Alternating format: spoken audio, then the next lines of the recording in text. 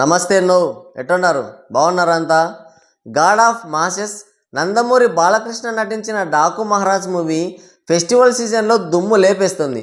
కేవలం 4 రోజుల్లోనే 102 కోట్ల గ్రాస్ రాబట్టి ఫాస్టెస్ట్గా 100 కోట్ల గ్రాస్ రాబట్టిన సినిమా లిస్టులో ఒకటిగా చేరింది. 5వ రోజు అయితే అరాచకమే సృష్టించింది. Pan India film game changer మూవీని త్రిబుల్ మార్జిన్తో క్రాస్ చేసి ట్రేడ్ని విస్మయానికి గురి చేసింది. ఒక యూత్ స్టార్ హీరో మూవీని, అందులోనూ 500 కోట్ల భారీ బడ్జెట్తో రూపొందించిన మూవీని ఒక సీనియర్ హీరో మూవీ డామినేట్ చేయడం, అందులోనూ త్రిబుల్ మార్జిన్తో క్రాస్ చేసి కలెక్షన్స్ రాబట్టడం అంటే మామూలు విషయం కాదు. ఇది బాలయ్య క్రేజ్కి, మాస్లో ఆయనకున్న స్టార్డమ్కి నిదర్శనమనే చెప్పాలి. కన్ఫర్మ్ అయిపోయింది. ఫస్ట్ వీకెండ్లోనే డాకు మహారాజ్ మూవీ ఖచ్చితంగా బ్రేక్ ఈవెన్ కంప్లీట్ చేసుకొని లాభాలు కూడా అందుకుంటుంది. మాస్లో బాలయ్యకున్న క్రేజ్ అసామాన్యమైనది. ఆ క్రేజ్ని సరైన కంటెంట్తో ఎలివేట్ చేస్తే బాక్స్ ఆఫీస్ వద్ద ఇలాంటి సంచలనాలే నమోదవుతాయి. కరోనాకి ముందు బాలయ్య వేరు, తర్వాత బాలయ్య వేరు. ఒక రకంగా చెప్పాలంటే బాలయ్యకి సెకండ్ ఇన్నింగ్ స్టార్ట్ అయ్యాయనే చెప్పాలి. అఖండ మూవీ నుంచి డాకు మహారాజ్ సినిమా వరకు నిర్మాతలకి టేబుల్ ప్రాఫిట్ చూపిస్తున్నాడు బాలయ్య.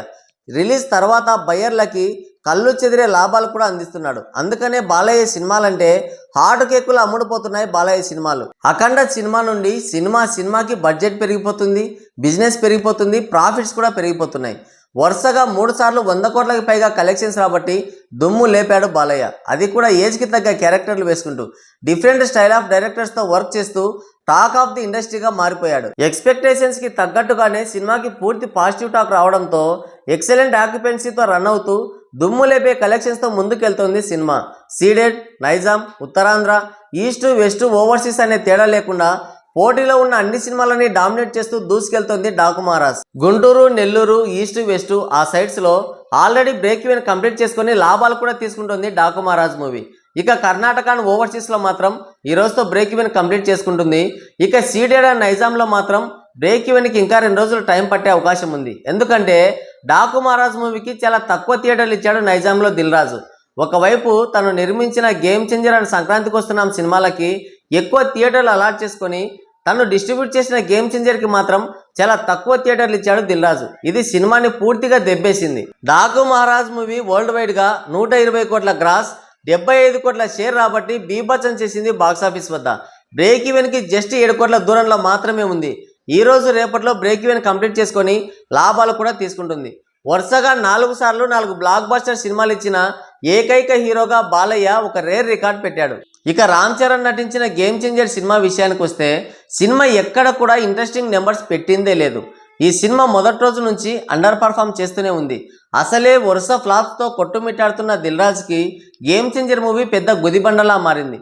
అసలు ఇది ఒక స్టార్ హీరో సినిమానేనా అని 10 సార్లు డౌట్ వచ్చేలా టైర్ 2 హీరోలతో పోటీ పడుతున్నాడు రామ్ చరణ్. సినిమాలకి బాగా వచ్చిన సంక్రాంతి సీజన్లో రిలీజ్ అయ్యి కూడా గేమ్ చేంజర్ మూవీ సరైన ఓపెనింగ్స్ తెచ్చుకోలేదు. రిలీజ్ అయిన ప్రతి చోట భారీ లాసెస్ని పెడుతూ వెళ్తుంది.